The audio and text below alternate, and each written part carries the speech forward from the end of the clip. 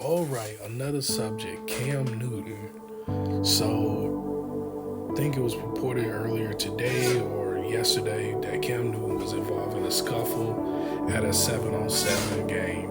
It was a youth game, and it looks like it was like 4 or 5 guys trying to jump Cam. And, to me, I feel like that's kind of disappointing to the city of Atlanta. Yes, and I'm calling out the city of Atlanta.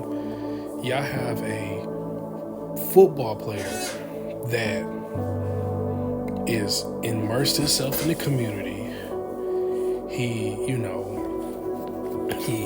He's always in the events to show love to the community, and y'all repay him by jumping him because he was trash talking other people that was at the game. You gotta understand, athletes are easy targets, and a lot of times, and I notice like every time Cam gets into an incident with a fan, it's usually a fan start taunting him first, and then he return fire, and then they kind of get offended off of that because Cam will go over the top to embarrass you. But it's kind of crazy how the city of Atlanta disrespects Cam Newton like that. Where I'm from Milwaukee, Wisconsin. Back in the day, when I was growing up, we didn't have professional athletes coming into the community. Like even the Milwaukee Bucks, when the Milwaukee Bucks used to show up in the community, they never showed up in the city. They was always in the suburbs.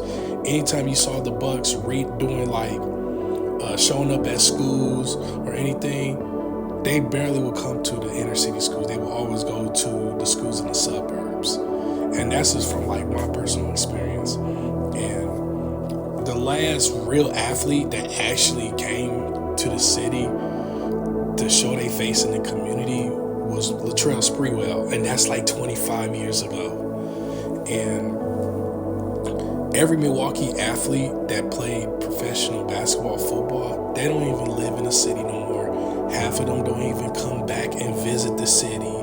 If they do, it's just in and out. They don't even do nothing to immerse themselves within the community.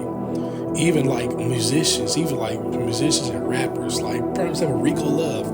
Rico Love for like 10 years didn't even mess with his own city until he went on, I think it was V100, and apologized for the city for disowning the city. And remember, Rico Love suffered a lot of repercussions for doing that years ago. He got jumped and all of that for disowning the city. Now he's coming back somewhat around the city.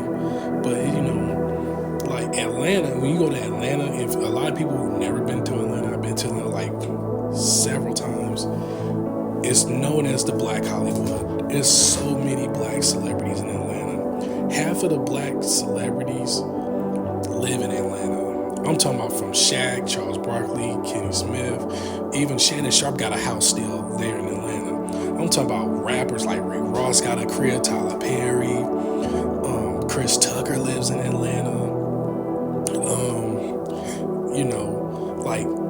It's crazy. Like it's every like maybe 75% of black celebrities lives in Atlanta.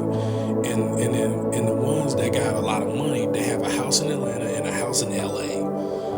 And then, Atlanta's a big melting pot. And it's kind of crazy that you got your very own in the community all the time. And y'all kind of disrespect them like that. Where I'm from, we didn't have all that. We didn't have, local celebrities come to the city and show love. We didn't have all of that growing up. So it's just kind of sad how Cam Newton's kind of being treated. Even though some people gonna say, oh, he was taunting the kids and all of that. So what? Yeah, a lot of times people taunt him first and he just returned fire. So yeah, that's just my thoughts on that whole Cam Newton scuffle situation. And also, it's kind of funny that 5 people jumped him and they still couldn't whoop him. They didn't even knock that goofy hat off his head. And that show you how weak y'all are. So yeah, that's my little 2 cents on that whole Cam Newton situation.